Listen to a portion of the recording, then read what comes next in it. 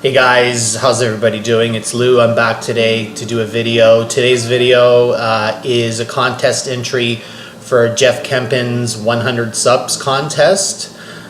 So first of all, I wanted to say congratulations Jeff, on the 100 subs. Well deserved.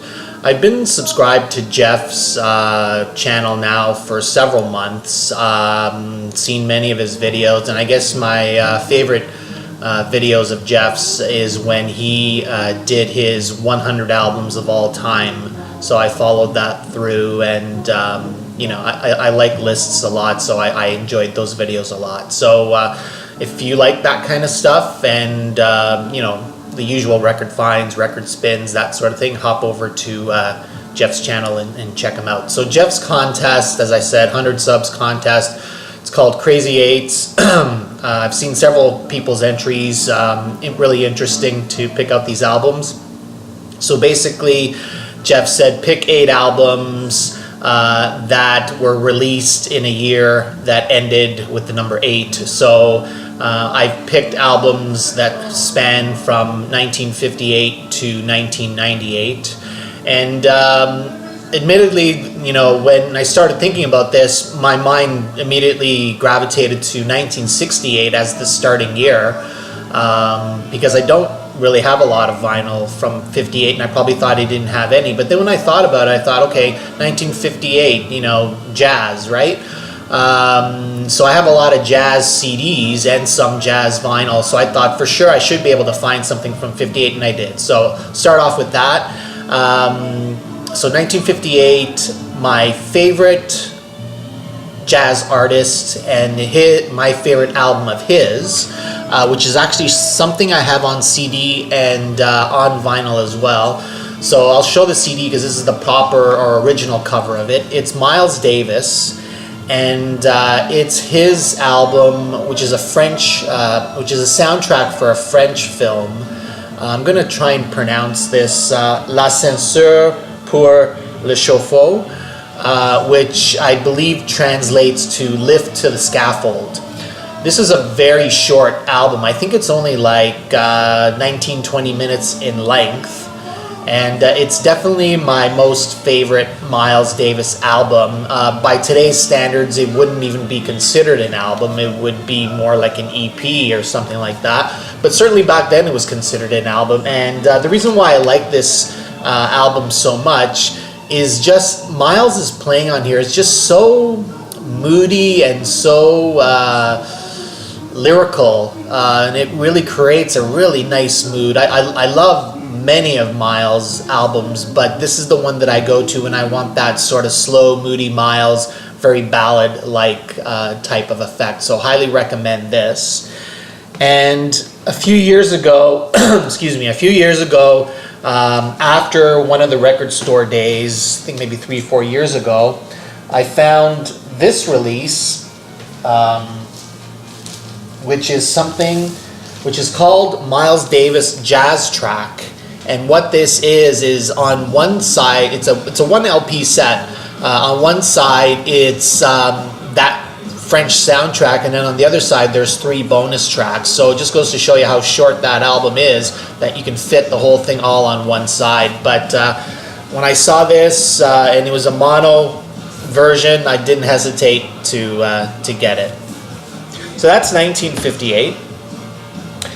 1968, I had a few albums, but I decided to go with this one, which is I find that this is the Psych album that I play the most out of any of my my Psych albums, and it's the Zombies, Odyssey, and Oracle. I don't need to say much about this. This is an utter classic. I think most people know this album. If you don't, you should get it right away.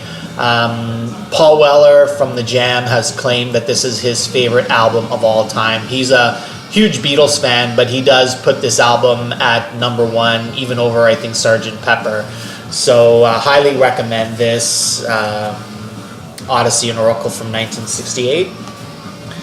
Then I've got 3 albums from 1978, and I mentioned Paul Weller a second ago, and one of my favorite albums from Paul Weller and his original band, The Jam, is The Jam's album All Mod Cons.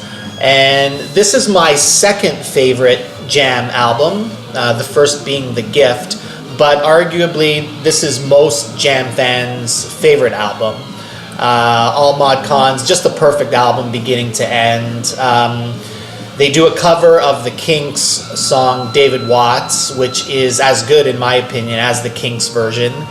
And other notable songs from here that you might know, Down in the Tube Station at Midnight is probably the other one, In the Crowd. But this is a song. This is an album where you just don't skip the tracks. And I had this originally on CD. This is a reissue of this album, and it's just something that you just put on and just play through beginning to end. So the Jam 1978 album, All Mod Cons, I believe it was the Jam's third album. And then another album from 1978, one of my favorite groups probably of all time, is Dire Straits and their first self-titled album. Truth be told, this is my least favorite Dire Straits album. So why am I showing it? Well, it has two of my favorite Dire Straits songs of all time. Down to the Waterline is definitely a top 5 Dire Straits song for me, and my favorite song by any artist of all time is Sultans of Swing, and that's on this album. So while the album ranks last in the Dire Straits discography for me, and it is a good album, don't get me wrong, but it places last just because I like other albums more. It has two of my most favorite Dire Straits songs. 1978 Dire Straits. And another real favorite artist of mine that I've shown many times, but I haven't shown this album, is Bob Marley and his 1978 album, Kaya. If you're a fan of Exodus, which tends to be the Bob Marley album that gets the most attention, you should definitely go for this album because it is up there with Exodus. Songs that you might know, Sun is Shining, the title track Kaya, Is This Love is probably the biggest hit from here, Running Away, Satisfy My Soul, some of these songs being on the Legend comp, which a lot of people know. Definitely recommend this Bob Marley album from 78. Then from 1988, I got a couple of albums, two albums that I have shown in the past in some of my videos, but they're just such great albums that I love, and I used to play these all the time. Originally, I had the cassette for both, actually, then went to the CD, then went to the vinyl. So from 1988, Canadian band, the Cowboy Junkies, and their second album, and most well-known album, I would say, The Trinity Session. So the Cowboy Junkies are I guess sort of an alt-country bluesy kind of band with very whispered hush vocals. This album is known for two songs, really. It's their version of the Velvet Underground Sweet Jane, which is fantastic, and their own self-penned hit Misguided Angel, which was a big song, big single, especially here in Canada. So highly recommend this Cowboy Junkies. This is, if you like Mazzy Star and that type of thing, I would highly recommend this. And the second album that I'm showing from 1988, I showed this before. I think the video of bands that don't really get shown a lot in the VC. This band, the Sugar Cubes, and their debut album, Life's Too Good. The Sugar Cubes these days are probably more well known for being Bjork's original band before she went solo. But before getting into Bjork, I was definitely into the Sugar Cubes and played this album all kinds. This is, Sugar Cubes made 3 albums, I believe. This is their first and best. They never bettered this. Some of the songs on here that you may know are the songs Birthday, Cold Sweat, Motor Crash. This is such a great album. I just love this. Bjork's vocals on this and the guitars are just fantastic. There's some really cool trumpet on here as well from the other co-vocalist in the band as well, but I highly recommend this. More sort of alternative kind of stuff. But yeah, this is definitely worth getting if you can find this. This is the reissue, obviously. And then last but not least, from 1998, I have the band Air and their album Moon Safari.